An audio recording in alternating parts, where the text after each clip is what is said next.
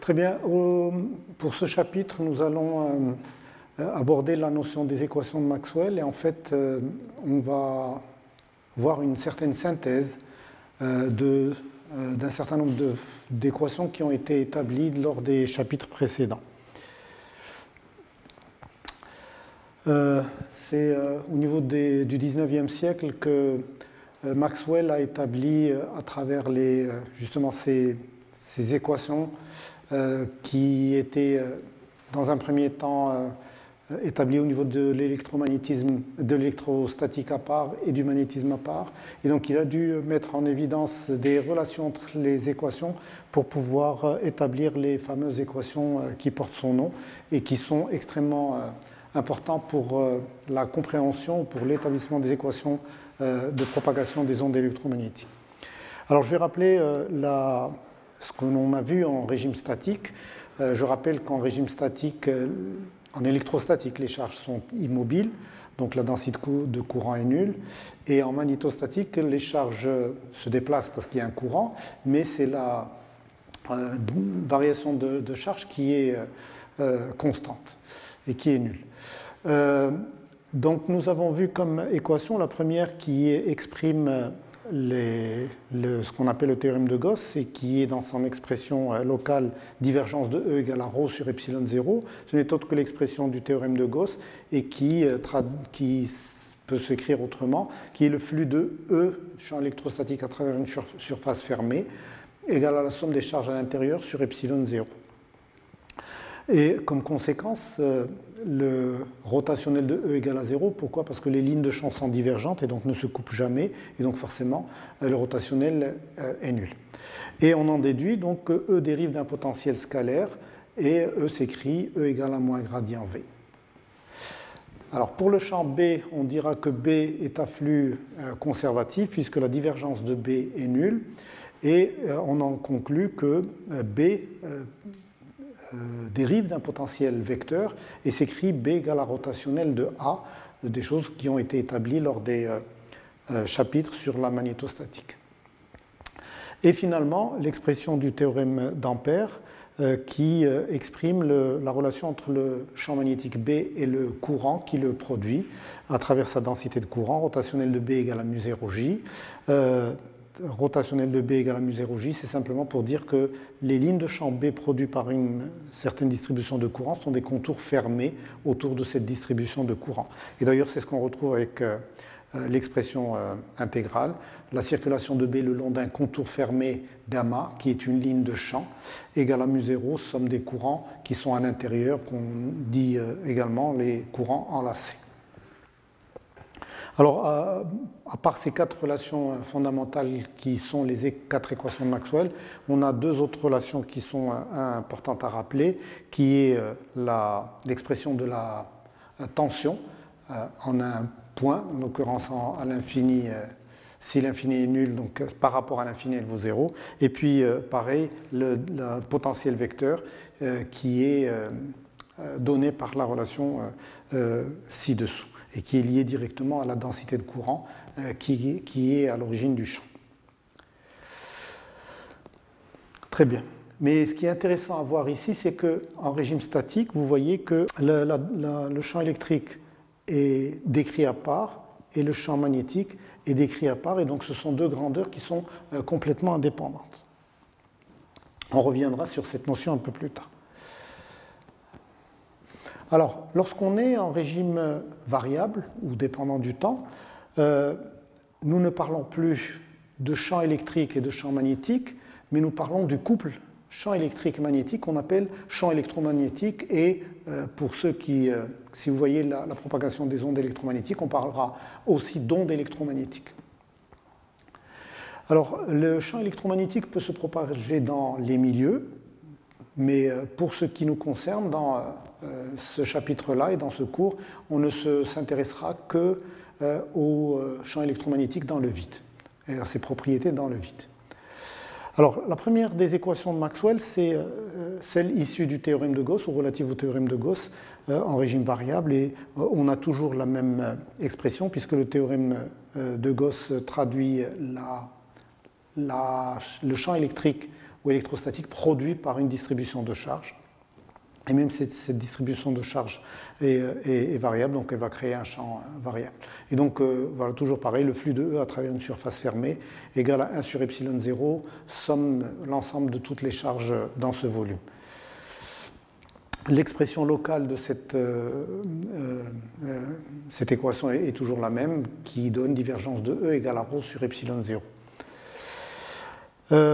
On a toujours la même propriété par rapport à B, qui est B à flux conservatif, et à savoir que le flux de B à travers une surface fermée égale à 0, et qui traduit le fait que les lignes de champ qui rentrent, il y a autant de lignes de champ qui rentrent dans une surface fermée que de lignes de champ qui sortent. Et sa version locale, c'est simplement divergence de B égale à 0.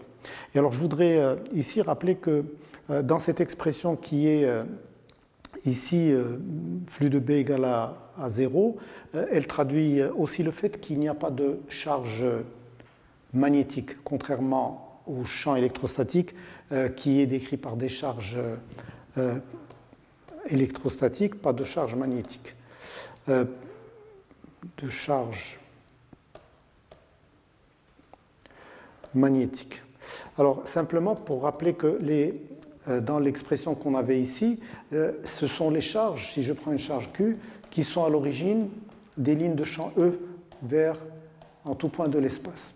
Or, ici, les lignes de champ B, comme on a dit, sont des contours fermés, parce que si vous prenez une surface fermée, il y a aussi autant de lignes de champ qui rentrent que de lignes de champ qui sortent. Et donc, comme ce sont des lignes de champ fermées, donc forcément, vous n'avez pas de point de départ, comme c'est le cas pour l'électrostatique. Donc, vous n'avez pas de charge magnétique qui est à l'origine. Mais en fait, si on se rappelle, ce sont justement les courants qui créent ces champs, qui sont aussi une manifestation, qui sont simplement des charges en mouvement.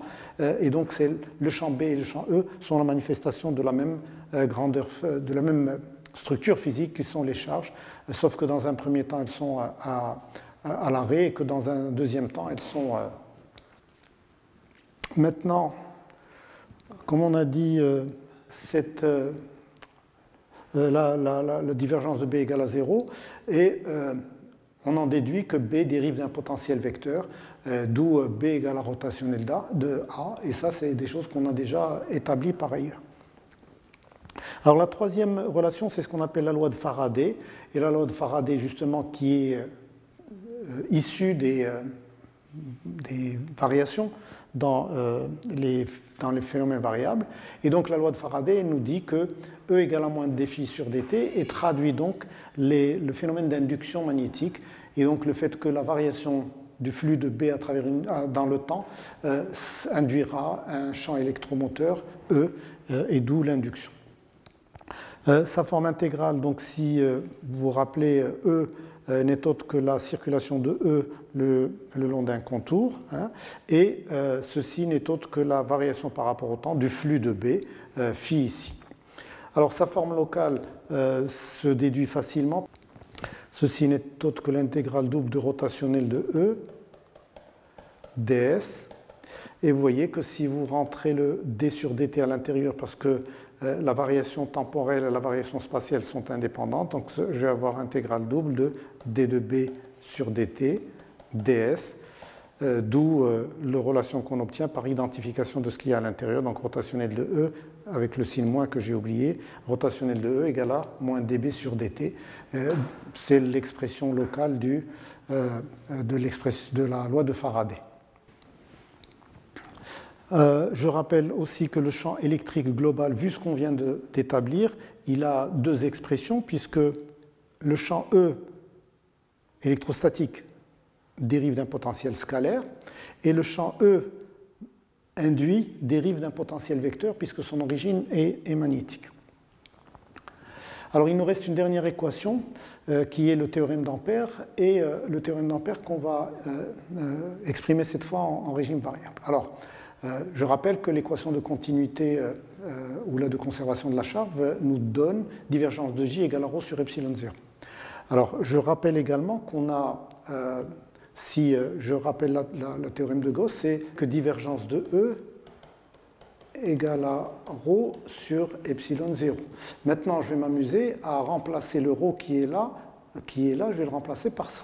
Et donc, vous voyez bien que cette équation va devenir divergence de J plus, alors d sur dt de ρ, et je remplace ρ, donc epsilon 0, divergence de E. Le tout égal à 0. Alors on voit bien qu'il y a une divergence ici et une divergence là. Le d sur dt, la variation spatiale et temporelle, toujours indépendante, donc je vais mettre divergence en facteur. Et donc je vais avoir divergence de J plus. Alors qu'est-ce qui me reste? Epsilon 0 d de E sur dt égale à 0. Alors, je ne sais pas si vous vous rappelez, mais ceci nous rappelle quelque chose. Divergence d'une grandeur vectorielle égale à 0. Donc on dira que cette grandeur vectorielle est à flux conservatif. Est à flux conservatif. Très bien. Donc, cette expression est à flux conservatif. Mais en même temps, il faudrait quand même remarquer que j'ai associé deux grandeurs, et forcément, si j'associe ces deux grandeurs, ça veut dire que ces deux grandeurs sont homogènes. Sinon, on ne peut pas les associer. Et donc, j'avance. Alors, divergence de J plus epsilon 0 d de E sur dt égale à 0. Donc, ceci est une grandeur à flux conservatif. Alors, on notera, donc ceci est une densité de courant, puisque ça est une densité de courant, donc forcément, ceci est une densité de courant. On appellera la première densité de courant de conduction. Ça, c'est ce que l'on sait, vous connaissez déjà, et qui est le courant que l'on produit par une source électrique, tel qu'un générateur, tel qu'une pile ou autre. Et l'autre, c'est une densité de courant de déplacement qui est due à l'induction et qu'on vient d'établir aujourd'hui, enfin avec l'induction. Très bien. Donc, le courant total représenté par ces densités, le courant total qui va exister dans un dispositif tel que celui-là, c'est la somme des deux, puisque c'est l'ensemble qui constitue la densité de courant. Je vais prendre le stylo. Donc, c'est l'ensemble qui constitue la densité de courant. Très bien. Alors, à partir de là, on va pouvoir dire ou établir la relation qui est suivante. Alors, elle est facile à établir, puisque le théorème d'Ampère nous dit la circulation de B le long d'un contour fermé gamma égale à mu0, somme des courants enlacés, I enlacé, n'est-ce pas? Alors, on peut traduire ça par mu0 intégrale double de J ds. I ou J, c'est la même chose. Et J, maintenant, c'est l'ensemble des deux courants. Donc, c'est mu0 intégrale double de J de conduction. Alors, J total, moi, je vais m'écrire ici J total, sachant que J total, c'est ça. Voilà. Donc, c'est ceci. Donc, mu0 J ds plus mu0 intégrale double le epsilon 0 d de E sur dt ds. Et donc, vous voyez bien que si je fais ça et que je remplace le premier terme n'est autre que l'intégrale double de rotationnel de B ds, et bien vous voyez, par identification, j'arrive à rotationnel de B égale à mu0j plus mu0 epsilon 0 d de E sur dt. Et donc, on établit la relation qui est mu1, mu0j, mu0 plus mu0, epsilon 0, d de E sur dt. Et c'est ce qu'on appelle l'équation de Maxwell-Ampère. Très bien. Alors, si je dois récapituler tout ce qu'on vient de voir, on a rappelé toujours le théorème de Gauss, divergence de E égale à ρ sur epsilon 0, divergence de B égale à 0, B à flux conservatif, rotationnel de E égale à moins dB sur dt, et rotationnel de B égale à mu0, J mu0 epsilon 0 d de E sur dt. Et lorsqu'on est loin des sources, généralement, ce terme-là s'annule lorsqu'on est loin des sources. Mais ça, c'est une question qu'on ne traite pas vraiment ici, puisque donc, ceci nul loin des sources. loin des sources. Et ça se comprend très vite, vous allez comprendre, parce que, rappelez-vous, lorsque on a décrit les champs magnétiques, enfin les champs magnétiques électriques, ce sont des champs à courte portée, ça veut dire que très vite, lorsqu'on s'éloigne, puisqu'ils sont inversement proportionnels à la distance, lorsqu'on s'éloigne de la distribution de courant qui crée le champ, et bien le champ se diminue très rapidement, et donc très rapidement, on va pouvoir négliger ça. Alors, pourquoi je mets ça en évidence? Simplement pour rappeler que, contrairement au régime statique, dans le régime variable, ce qui est important, c'est que les champs E et B ne sont plus indépendants, mais vous voyez bien que dans ces deux équations qui sont là, les champs sont interdépendants. Et donc, vous voyez que la variation de B crée E et que la variation de E crée B.